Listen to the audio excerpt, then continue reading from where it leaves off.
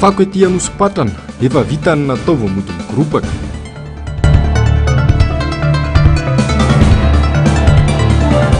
Ady amin'ny kolikoly ny hembotra fa 570 amin'ireo firenena 20 maneran-tany i Madagasikara.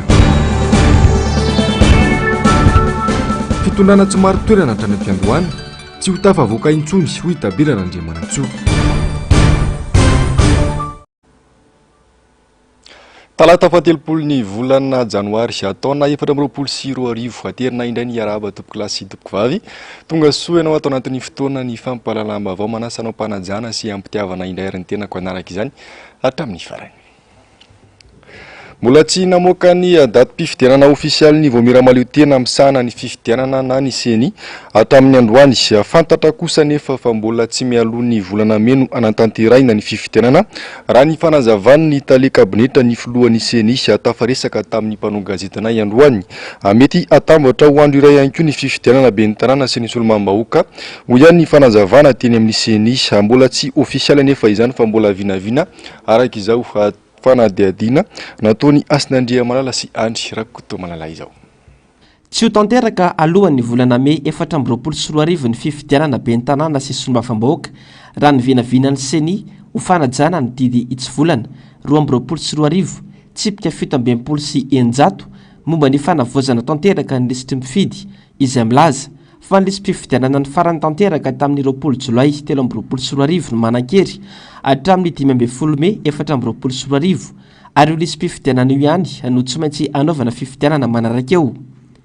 Maro anefa ireo olona tsy tafiditra tao anatin'ny listim-pifidianana no avoazana ho intale kabinetra ny seny nandritra ny fanavoazana manontolo ny listim-pifidianana io izay indrindra ihany koa no nanaovana ny fanavoazana isan-taona ny listim-pifidianana izay efa voafaritra lalana raha teo. Araka izany dia aorian'ny 15 Mey ny tokony irotsona ny fifidianana ben'ny tanàna satria eo ihany koa ny voalaza lalàna momba ny fiantsoana ny mpifidy. Izany hoe zany raha ny fifidianana ben'ny tanàna zany dia tsy tokony tanterahana mihitsy raha tsy aoriana ny volana aoriana 15 volana Mey.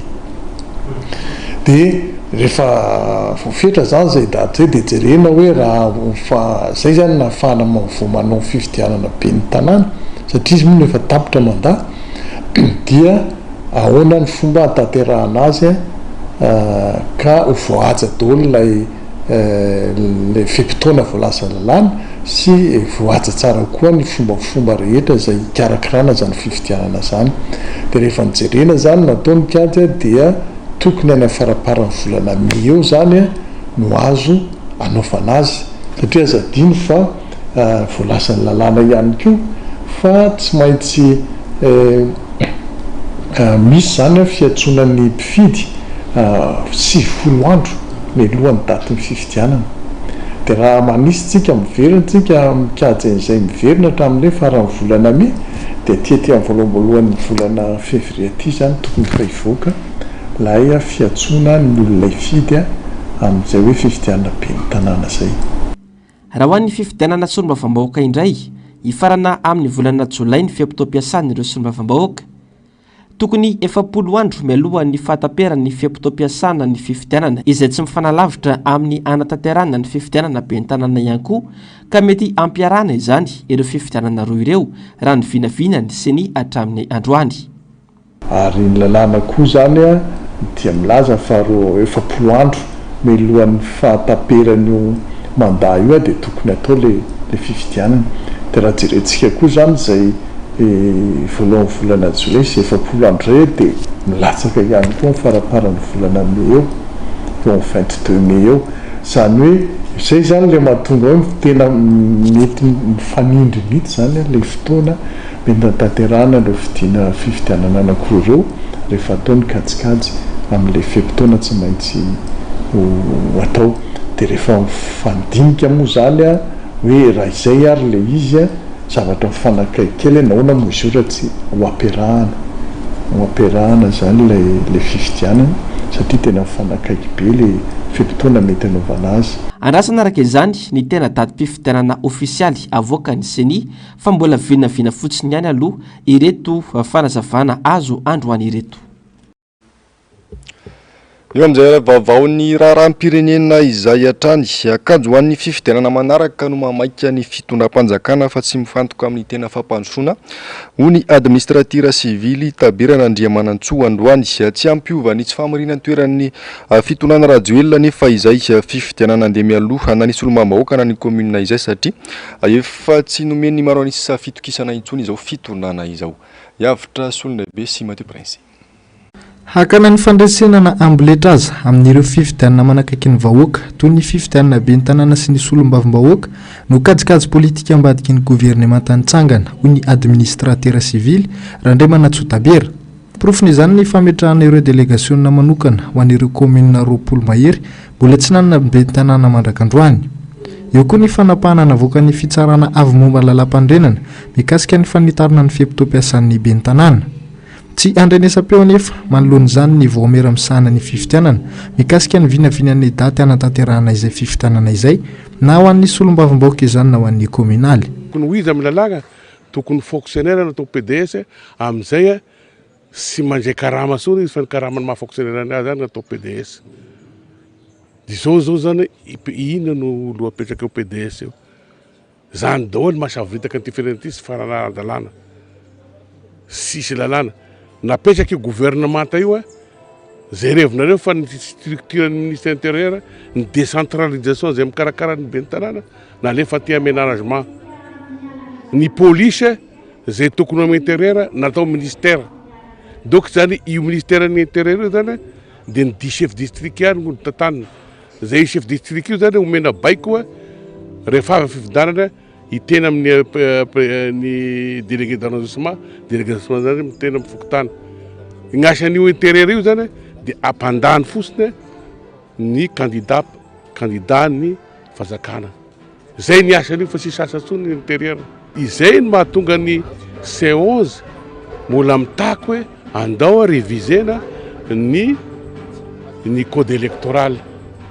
Andao révisena CENI ny ACC ary ny gouvernemanta. Mbola sy tapitra zany ny fitaken'ny C11. Nanamafy ity administratera sivily ity fa nahikatsaka ny maro anisy eo anivon'ny antenimieram-pirenena sy eo anivon'ny commune aza ny fitondrana dia ho sarotra ny eritreritra fa ho tafavoaka izy ireo. Efa ratsatra ny mpiandohana ny fototra ny ejoron'ny fitondrana ka tsy misy antenaina amin'izy ireo intsony. Fa tsy vahaolana ny fanaovana ny lisitra ireo mpirotsaka hofidiana amin'ny fifidianana kominaly ho lisitra iray manome laka ny tsifisia ny demokrasia izay lohalahara ny fampandrosoana ny fikasana anaovana izany hoy Lazara Zaferson ny vahiny tao anatin'ny fandarana dinika omaly. Mila jerena akaiky ihany koa ny lalàna mifehy fahafahana mirotsaka hofidiana eto Madagasikara mba hipoira ny tena fampandrosoana ho hatrany ny fanionkeviny. Nandindiny izay tateriny Avitra Solonaibe sy mbola avatsara hatrany. Maro amin'ireo olom-boafidiny tsy mahavita mampandroso ny faritra na voafidy azy akory mandringa miaraka amin'izay ireo faritra ireo ka antony indrindra mahatonga ny tanàna tsy mandroso. Tsy mampiovana inona na inona ny fampiakarana ny antoka amin'ny firotsaka hofidiana satria manana fahafahana ny rehetra rehefa te ahazo seza. Ho amin'ny fifidianana kominaly mila ny fotony no manolotra ny mpanolotsaina mba hijerena ny mahasoa ny vahoaka. Tsara toerana izy ireo amin'izay amin'ny fiadinan'ny tombontsoan'ny toerana na faritra na voafidy azy avy. Rehefa mipetraka ny lalàna dia zay no vao metraka institution. Dia rehefa mipetraka ny institution zay no vao metraka programme. Ametraka institution zany zareo satria institution zany impanolotsaina eo. Inona ny lalàna ifehezana an'eo? Zay ny tokony ho izy. Inona ny lalàna ifehezana ny ben'ny tanàna? Inona ny terme de référence amin'ny ben'ny tanàna? Ka raha very amin'ny fokotany ny mpanolotsaina hoe mandefa nareo fokotany solitena ray ohatra na asina boriboritany dia mandefa nareo solitena ray na roa dia amin'ny alalan'izay miresaka amin'ny ben'ny tanàna izy dia miady mihitsy ireo mpanolotsaina ireo. Miady hevitra tena mifaninana mihitsy fa io misy lalàna dia hoe zao le budget dia rehefa tsy mahay mifanaraka ireo dia zaraina dia hoe ity zany ny anaovana le budget hoe tsy rehefa tena hoe apetraka ao anaty lalàna le izy na mandeha toro hoe raha toe hanamboatra lalàna re amin'ny fokotany zao le commune dia mandeha toro zany hoe amin'ity fokotany ity izy amin'ity volany ity na amin'ity fokotany ity izy amin'izao satria miady ny intérêt le fokotany. Tsy vahaolana noho izany ny fikasana anao lisitra tokana ho an'ny lisitra ireo irotsaka hofidiana izay ho ben'ny tanàna sy ny mpanolotsain'ny tanàna. Ny risika ao anatin'izay zany dia hoe ekipa laza zany no miakatra eo dia tsy misy mahazo miditra ankoatra ny ekipa laza. ny zava-doza am'izay zany a raha hitaritsika extrapolentsika manerana Madagasikara le izy am'izao mbola Madagasikara mbola tsy nahita cohésion nationale zao ka za zany ohatra hoe avy any Ambatondrazaka ilatsaka be ny tanàna any ataontsika hoe Mahabo de ny olona any mety hoe fa ahoana moa laza avy any Ambatondrazaka no ilatsaka ty Mahabo mety mba valy votaka tany tsy maninona fa aka conseiller zany avy any Ambatondrazaka daholo ny lista manaraka anao azontsika eritreretina avy mety vokatra zay satria tsy mitenir compte le géographie tsika satria collectivité le resahana ny collectivité de ensemble na géographie mitambatambatra mikorotana ny fitoram-patjakana amin'ny fifidianana communal sy solombavim-bahoaka hatramin'izao mbola siso ny resaka ny hoe atambatra ny fifidianana manaraka hatramin'ny androany mbola tsy nandrenesam-peo ny mikasika ny vinavinany dadi-pifidianana natolotry ny seni na ny voamioramsahana ny fifidianana. Anisan'ny ompana ny fandarana miara-manonja tamin'ity androany ity ny fanentanana ny olom-pirenena isoratra sy anamarana ny anarany ao anatin'ny lisam-pifidianana mandritra ny fanavaozana ny lisam-pifidianana na ny ralina izay ifarana ny 15 ny volana febroary ho avy izao. Ny fifidianana be ny tanàna sy ny solombavambahoaka no fifidianana manakaiky vahoaka indrindra sy ankina ny fiatsaran'ny fiainan'ny olom-pirenena tsirairay ka tokony tsy ho tsinotsiniavina araka ny nambarany vahiny ny fandarana tamin'ity androany ity ny Tsiprianzay. Mialalina hatrany ny fahasahiranana sy ny fahantrany isa-tokantrano amin'izao fotoana izao.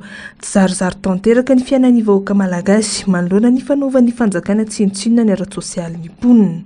Ny fako misy savovona isaky ny sisina arabe, ny lalana ratsy, ny vidim-piainana moa dia efa tsy lazaina intsony. Tokana ihany ny vahaolana ahafana miala amin'ireo karazam-pahantrana ireo, dia ny fandraisan'ny olom-pirenena anjara amin'ny fifidianana be ny tanàna sy ny fifidianana solombavambahoaka izay fifidianana manakaiky indrindra ny vahoaka. Mialohan'izany anefa tsy maintsy voasoratra nakana anaty lisam-pifidianana izay efa nianivon'ny fokontany tsirairay efa ampitaona sy manana kara-panondro ahazoana mandray anjara amin'ireo fifidianana ireo araka izao fanazavan'ny solombavambahoaka Emilia Ramboasalama izao. Tsy anam-povo ratsono izy fitenenana fa tena ry am'le tena miséreux le tena mialatsiny am'le fitenenana fa tena mitrongo vohomana tena tsy mba mahita zavatra rovidrofiny aty ambony tsony le mahita aty ambony matsy agny de le fitenenako hoe mihinantsy finany mahita ny tsy fahitany izany hoe mbola aty ambony tany de mihinantsy fina zavatra tsy finana no hoanina satria tsy mahita tsony no hoanina fa am'izao fotoana zao aloha lefa tena mangady mihitsiny a zay vao mahita hoanina mbola te hijanona am'izao ihany ve tsika raha te hanova amin'ny fiainana de te hanana ny atao hoe ho avy mamirapiratra ho avy tsaratsara koa de tena mba mengavy a mandehanareo eto ny kara-panondro de mandehana misoratra anarana any amin'ny fokontany raha tsy afaka manao izany no fitadiavana satria araky ny fitenenana hoe tsy ny hoe tadihoanin'androany tadiavin'androany tsony fa efa zavatra hafa mihitsy ny fitenenana am'izao fotoana izao hoe no an'androany tadiavina rapitso dia meo an'le tompon'andraikitra izay fantatrareo fa afaka manao zany a dia izy mandeha misolo anareo amakany amin'ny fokontany misoratra anarana. Ny vahiny tao anatin'ny fandarana miara-manonja ihany koa ny solotenan'ny tanora Tsimantolo Iara no mafisiny nandritra ny fandraisam-pitenenany fa mila mahazo ny maro an'isa isika mandritra ny fifidianana be ny tanàna sy solombavambahoaka ahafahana manohy ny tolona sy mandresy ny tsirariny eto amin'ny firenena.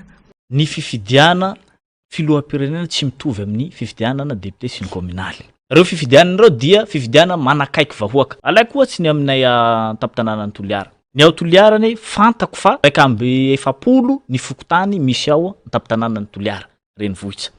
Dia haiko avokoa ny pitsopitsony sy ny toerana misy ny bureau fandatsaham-bato. Tsy maintsy harahana maso reo toera fandatsaham-bato reo. Satria efa fantatro hoe aroa ny misy toerana fandatsaham-bato. Fa ny filoham-pirenena dia midadasika ary misy ny bureau foroporon'ny zalahy any Ambadibadikany. Satria Madagasikara mivelatra. Dia azony atao namorona bureau fandatsaham-bato ankolakolakany zay tsy fantatsa. Zay no mampiavaka ny fifidianana député sy ny mera sy ny filoham-pirenena. Toy no hakatsika ny fahefana avy amin'ny vahoaka tena tsika vahoaka mihitsy no handray anjara nyty fifidianana ho avy ty ary tsika no hanara-maso anio. Ny solombavambahoaka dia hitondra ny hetahetatsika vahoaka.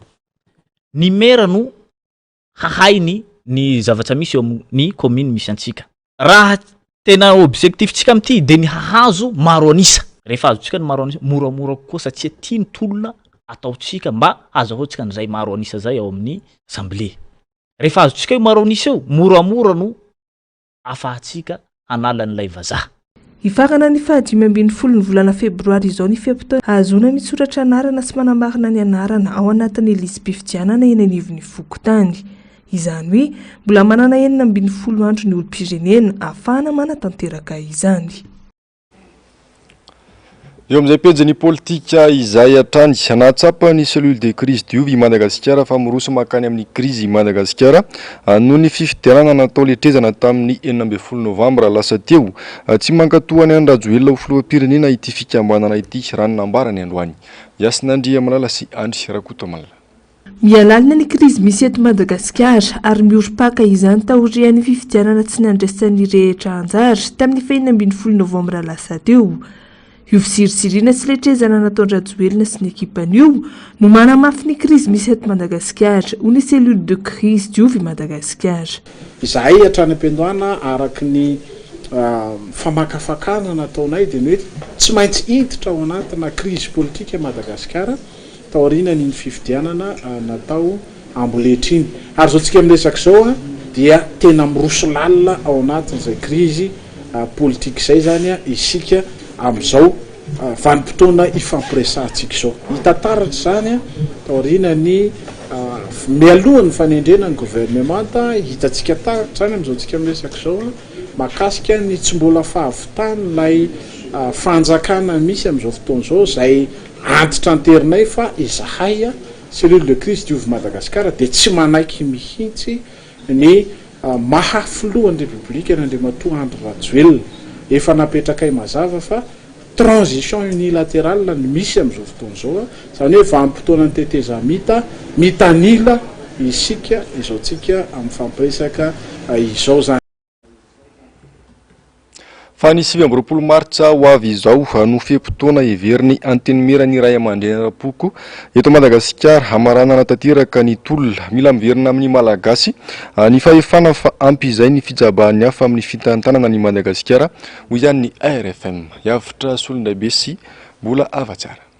Tsy misy afa-tsy ny famerenana ny Madagasikara ho an'ny malagasy ihany no alaolana amin'izao krizy eny amin'ny firenena izao.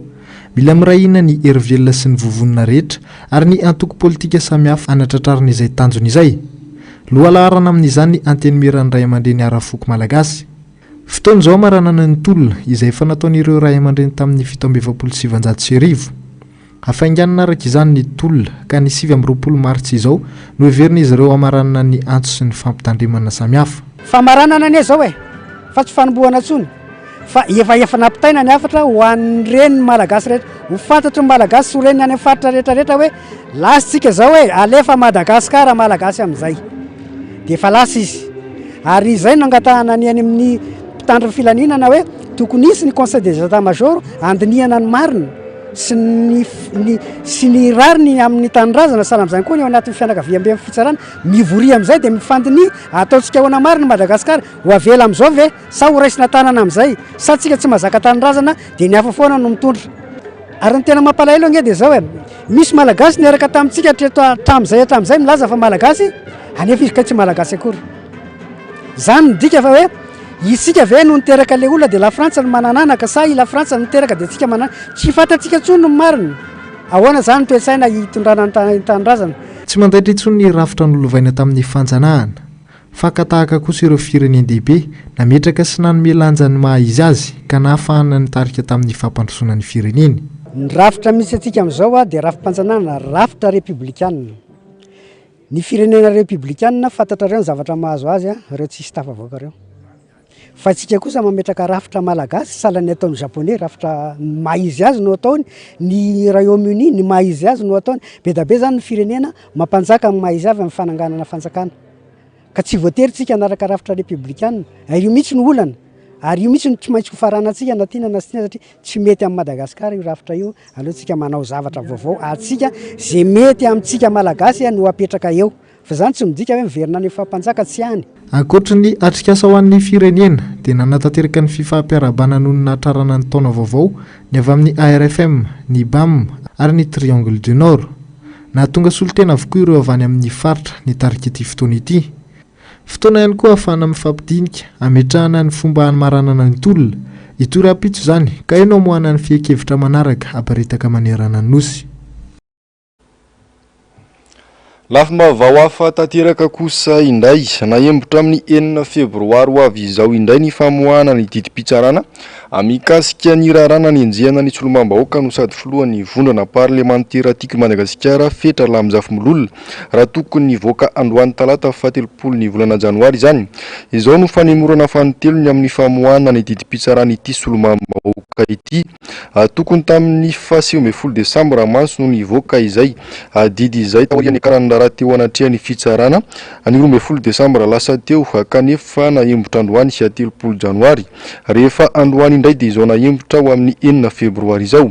Nihembotra amin'ny fotoana io ihany koa ny famoahana ny didim-pitsarana mikasika ireo olona folo voasambotra nandritra ny hetsika nataon'ny vondron'ny kandida voapanga nanao fihetsiketsehana tsy ara-dalàna sy nanao herisetra ary fanafiana zandary izy ireo. Mbola namponja ny 5 amin'izy ireo amin'izao fotoana izao.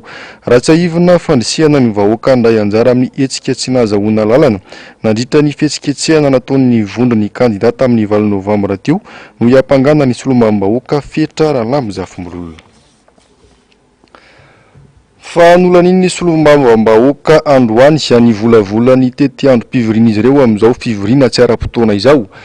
Tapaka tamin'izany fa amin'ny alakamisy ho avy izao no anolorany Prime Ministre lehibe ny gouvernemanta ny programan'asa ny fanjakana amin'ny ankapobeny ny zoma amin'ny folora kosa no andalo fankantoavan'ny solombam-bahoaka ny momba ny fanitsiana ireo andinin-dalàna sasany ao anatin'ny fehezan-dalàna famaizana momba ny fanolanana ary ny arivan'io amin'ny 3 ora ihany koa no andalo ny fanapahan'izy ireo momba ny fanitsiana ny andinin-dalàna sasany amin'ny lalàna momba ny vondrom-bahoaka itsinjaram-pahefana ny zoma 6 febroary kosa no ifarana ny fivoriana tsy ara-potoana.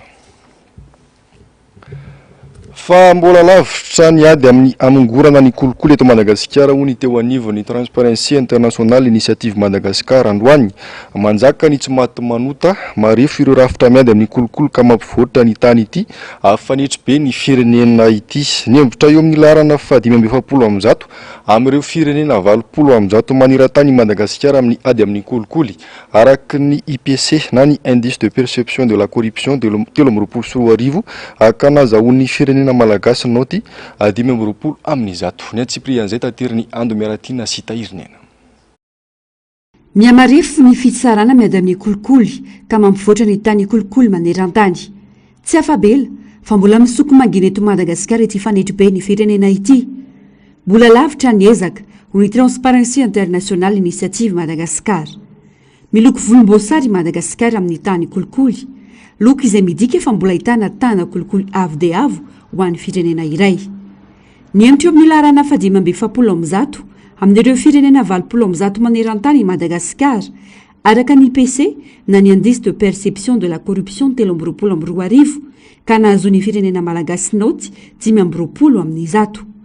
20 amin'ny firenena 20 ary nanana noty 40 isika ny taona 20 mitovy laharana Madagasikara i Liberia, Mozambique ary Nigeria.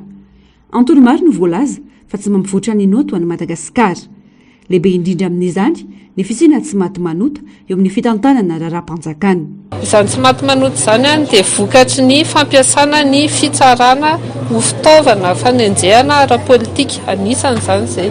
Ao anatin'ny antony ihany koa tsy mampivoatra io notintsika io dia ny tsy fahampian'ny teti-bolam-panjakana izay apetraka na atotona ao anatin'izany ady amin'ny kolikoly izany mbola tsy tomombana foana ny fanarahantsika ireo teny nomena eo amin'ny lafiny iraisam-pirenena amin'ny alalan'ny fanasoniavana ireny fifanarahana samihafa ireny tahaka an'izany ohatra ny Convention des Nations Unies contre la corruption, misy ihany koa ny fifanarahana samihafa eo amin'ny vondrona afrikana sy ny sisa.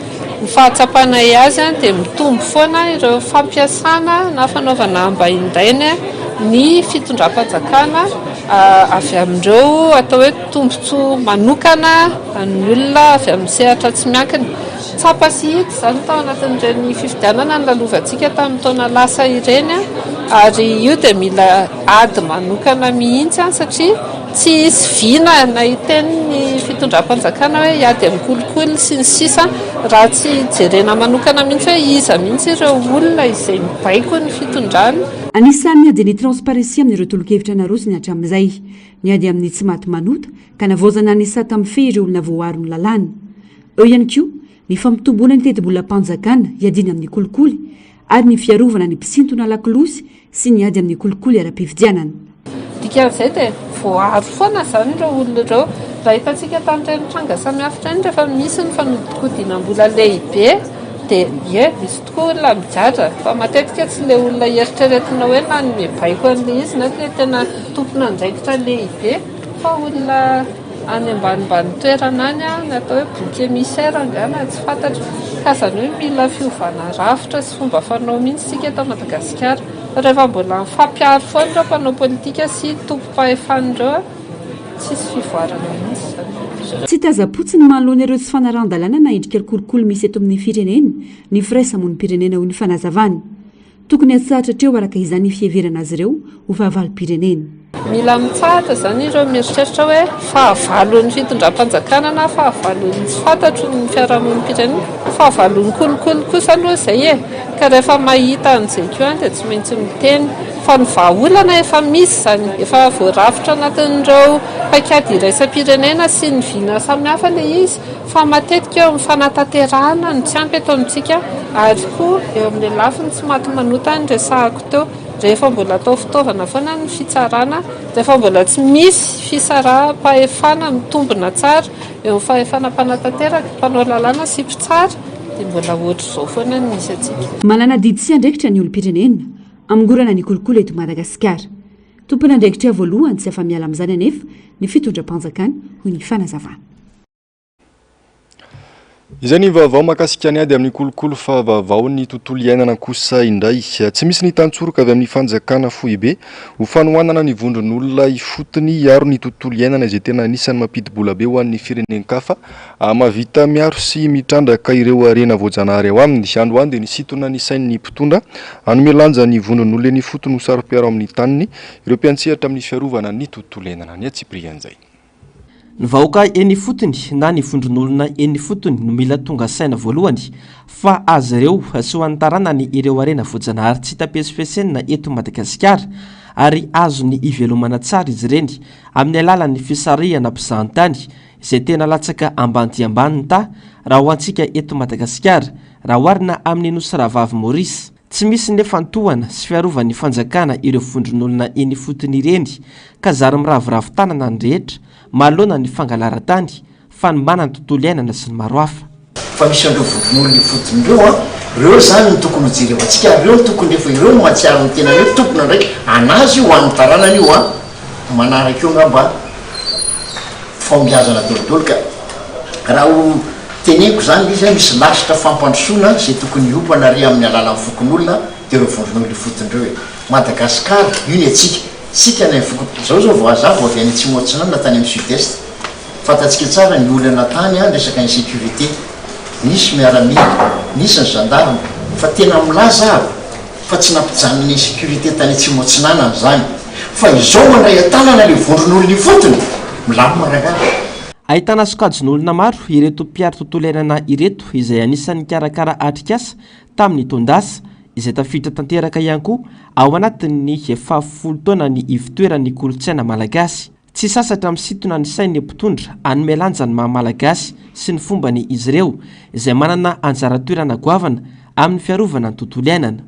Miantso foana manainga foana hoe le lalàna ara-pombandrazana le tompoko le lalàna ara-pombandrazana le droit coutumier zany tokony foana ho eo ambonin'ny droit commun ny code pénal zany izay atsipinay foana amin'ny tompona andraikitra zany zay ny fa tsy ho fotsorora amin'ny teny zay ny tanisan'izany isan'andro san'andro amin'izay sehatra rehetra ahafahany milaza satria io lalàna ara-pombandrazana io zany tena hoe ny fokon'olona ao anatiny mihitsy no mahafantatra hoe ringa ianona ry ianona ry ianona tsy hoe tsy mahavita ny asa ny tompona andraikitra fa ny fokon'olona samy ao an-tanàna zany no mifampitaiza de lasa mety ho azy le zavatra atao anykana hoe amboly azo androany de voaraka tsara amin'ny atsipiria ny hazo rehetra ny volena fa tsy hoe namboly azo de nalaina sary de naorakoraka de samy vita fa tena hoe eo foana le fokon'olona zany mitatana andreo amin'ny atsipriany keo rehefa mipetraka ny lalàna ara-pombandrazana de voaja ho azy ny fomba sy ny fady de tsy misy ho azy ny loza ara-bojanary rehetra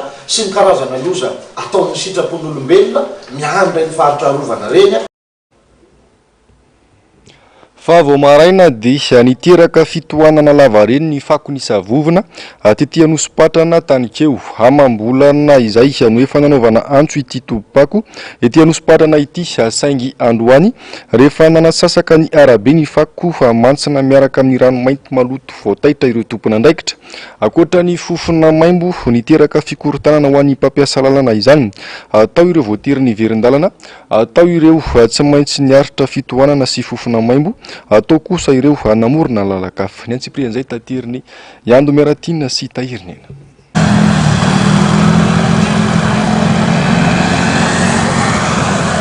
taky izao ny zava-nisy tetỳ Anosy-Patrana io maraina io nanasasaka ny arabe nidiginy ny fako lalan'ny fiara roa mifanena lasa ho an'ny fiara iray mandrosona miverina ihany tsy lazay nintsony ny fofona maimbo sy rano maloto miandrony vokatry ny fako mitsika niteraka fitohanana lavareny tetỳ an-toerana izany nandritra ny orana aritra tsy nisy fandaminana fa ny samy mpitatitra no nandrindra ny fifamoivoizana tetỳ an-toerana isan'ireo tsy hafa niara tamin'izany ny mpitatitra tsy maintsy niaritra raha toridimy zany tokony vitanay lasa telo na telo sasany de misy ifandraisana any amin'ny versement tsy azo zay matory be fofona moa zay tana le rehetra maimbo daholo amin'ny sordira tsy eto ihany moa zany fa ny amin'izay ale rehetra manahirana lasa miteraka fahasairana ho an'ny mponina le izy sy mba daholo na ny asan'olona na fiara fahasalamana indrindrandrindra zay ho atsazakada latsaka ny teto hitantsika io fahafalenikelan'ny any fifamoivoizana de mba hirariana somary atao aingafingana le zavatra mitampom-bava sy orona avokoa izay mandalo rehetra tetỳ na anaty fiara na mihidy azy tsy laitra iainana ny fofona mantsiny maro ireo fiara ny verin-dalana vao nahita ny fitohanana mitomban-davana misy ihany koa ireo namorona lalana mihitsy indrindra ireo nandeha kodiaran-droa sy bisikileta tsy afaka teo mihitsy ny mba misy tomobily ao aty de mba nanaraka fotsiny fa tena gravy le fako enjana be za zao latalata mandeha amity de azoma de nandeha tamin'ny tamin'ny marana de jereko lamotaiazy be de niakatsakely amity aloha hoe de tsy afaka ao ahita hoe tsy afaka ao zay miserany ao de mety ifandora amin'ny tomobile de aleoko miakatra amity tsy anaty tanàna tahaka izao no tokony asiana fidobiana fako ankoatra ny voka-dratsy amin'ny fahasalamana miteraka fangelingelenana maro izany manidy kasika aloha amin'le lanitra tafiditra ty anatin'le kasika de dina le kasika fa le fofona moa zany iny efa tsy maintsy iainana amin'le mandalo eo no ndray le tongotra tsy maintsy midina rehefa mijanona de manadidio rehefa any aloha any zay raha ny tokony izy zany tokony tsy ataony zareo amoron-dalana be zao le izy fa mba hoe ananatinatiny any le ranona fako zao lasa tya no le fako miparitaka be de miteraka amboteazy zao le izy vetivety de niparitaka tao anaty tamazotra antserasera ity fahasahiranana ny ainany mpampiasa lalana vao maraina ity trangizana ampitarainany maro indrindra ireo mponina manodidina tao anatiny andro maromaro zao ny fisian'ny fako be tetỳ an-toerana efa mambolana no nanaovana antso fanairana saingy tsy nisy nipotra ny tompona andraikitra manoloana ny fahavoazan'ny olona natoby tetỳ avokoa ny fako rehetra tsy nisy fitsinjovana na fanadiadiana melona andraisana fanapaha-kevitra nivoaka tamin'ny fanginany maro vao mipotra ireo milaza azy ho tompona andraikitra eto amin'ny firenena no tapahana mihitsy ny lalana ny tolakandro teo nandritra izany vao nisy ny filazana fa noho ny olan'ny lalana teny Andralanitra no nanariana vonjomaika ny fako tetỳ Anosy-Patrana amin'izao fotoana izao dia voalaza fa efa miverina amin'ny laona ny fidirana eny Andralanitra ka ajalona ny fanariana fako eto Anosy-Patrana ary efa miroso amin'ny fanadiovana tetỳ an-toerana ny tompona andraikitra vinavinaina aritra ora maro ny fahatapahany fifamoivoizana ka ny vaovao ho fanadiovana ny fako sy ny toerana ny tombina ny fako tetỳ amin'ny diby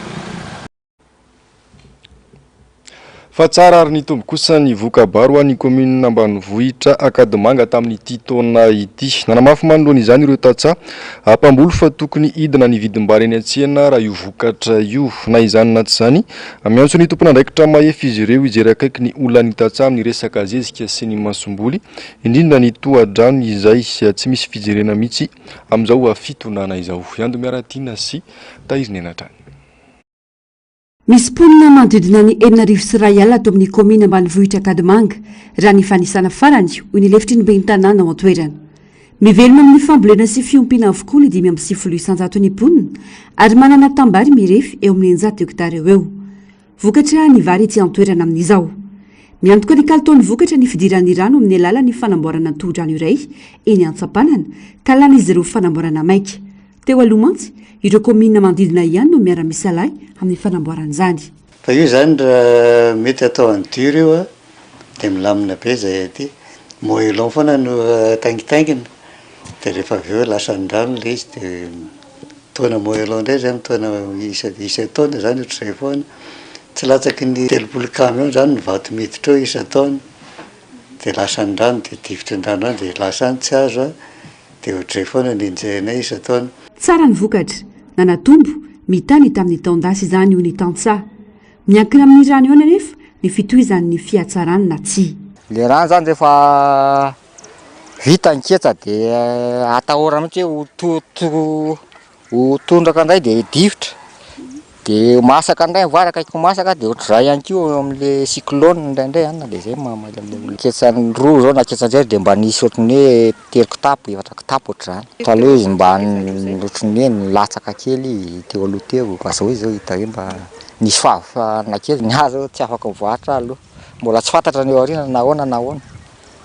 Satria ty tambary ty indray mandeha mamboly ihany tsy mamboly indroa io fa indray mandeha ihany. Mananika ny 700 ariary ny kapôkambary ny an-tsena amin'izao. Misy efa mahatratra 1000 ariary. Ireo mpanango vokatra no tena manararoatra amin'ny vidiny noho ny fanazavana fa raha ny vokabary tokony hidina latsaka izany ny vidim-bary ny an-tsena. Mpanango vokatra no tena manararoatra. Fa raha hoe vidim-bary aty raha ohatra miakatra amin'ny vary aty tokony henany any an-tsena rehetrarehetra any.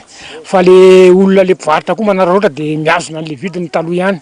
Le mpamboly ane tsy manonotra ny vidim-bary zany fa le mpamokatra sy le mpambongady ireo no tena mpakatra ny vokatra mpanonotra ny vidim-bary satria na amin'ny fahasiarana le mpamboly ary amin'le vidin-jerika mifanetsana aty zao mijinja vary ray alina ny fantakana 7 arivo sy ray alina 2 alina ndray andro tsy dia misy tombo raha ny olona manao kelikely aloha tsy dia misy tompony izy fa n'le olona manambe le manambe ireny mety hanana tombobe izy satria na fikarakarana azy marapadonga any amin'ny tagna aty miakatra ohatran'izao dia tena mbola enjana mihitsy. Miaina faty antoka mahalonjany ireo mpanjary ety an-toerana mividy lafo eny amin'ny mpamongady kanefa mivarotra mora eny an-databatra. Raha midy 57 ariary ny iray kapoka teo aloha miaina 900 ariary zany amin'izao ny fanazavana. Miankina amin'ny vokabary ihany ny fiakarana na fidina ny vidiny. Vidim-bary ety aminay zao miakatrakatra kely nefa eo koa le vary miakatra ety aminay zany dia izay makany amin'ny grossiste le izy lafo nefa zao vary ety aminay ety akatra dia tsy maintsy mampidina prix mitovy an'le ety zay dia lasa matiantoka be zay amin'le izay makany amin'ny grossiste dia ny angalanay zao ny gony zao 5,3 alina sy ray hetsy. Io zany amin'ilay famafiainana ambanivohitra anazy dia tsy dia tsisy tombony le izy fa mba mivarotra fotsiny hoe amin'le prix mba takatry ny olona. Indraindray tonga dia milatsaka be 900, 500 700 dia lasa tsy maintsy miaina ny zava-misy. Vakivafa ny tantsapam-boly. Tsy misy fitsinjovana ny fiarin'izy ireo ka misy fitraikany goavana amin'ny fiainana andavanandro. Ankoatra ny todrano, misedra olana goavana ny tantsaha toy ny vidin'ny zezika sy ny masom-boly izay tsy mitsaha miakatra amin'izao fotoana izao. Maresaka iraisan'ny pirenena voaheloka igara 10 taona Antoine Maizina ny Prime Ministre pakistanais teo aloha Imran Khan rehefa voapanga ho namoaka antota taratasy efa nipirina sy voasokajy tsy ambaratelo araka ny loharambavao nivoaka tamin'ity androany ity dia efa tamin'ny volana aogositra no efa nigadra ity Prime Ministre teo aloha ity noho izao niarany sazy enjana izao indray. Mialy rary nombana sy Manora Andriamalina. Voapangona moka tota taratasy efa nipirina sy voasokajy tsy ambaratelo ka voaheloka igatra 10 taona trano maizina ny Prime Ministre pakistanais teo aloha Imran Khan araka ny nambarana ny antokony sy ny anomanjera any Pakistan tamin'ity androany ity. Afaka 10 andro anefa dia hiatrika fividiana solombavam-bahoaka sy nanivy ny faritany ny vahoaka pakistanais. izy fiatraikany amin'ny fandraisany antokony ity praiminisitra teo aloha ity amin'ireo fifidianana izay atao amin'ny fahavalon'ny volana febroary avy izao io didim-pitsarana io.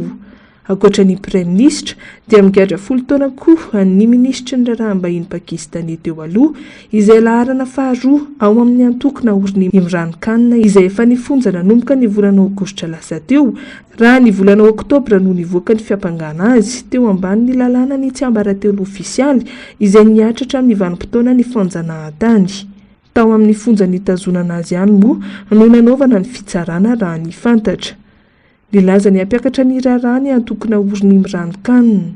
Raha tsy ivona, nanomboka ny taona 2014 no naha-praiminisitra azy ary voailika teo amin'io andraikitry ny tenany tamin'ny volana aprily 2022 tamin'ny alalan'ny fitsim-pahapitokisana. Etsy andanin'izany, ny ampanga nitafika ho nanampy azy ho tonga teo amin'ny fitondrana tamin'ny taona 2022 i Imran Khan. Niala tamin'ny fanohanana azy sy ny sakana tsy azo ny fitondrana intsony moa nitafika izay nanohana azy tamin'izany.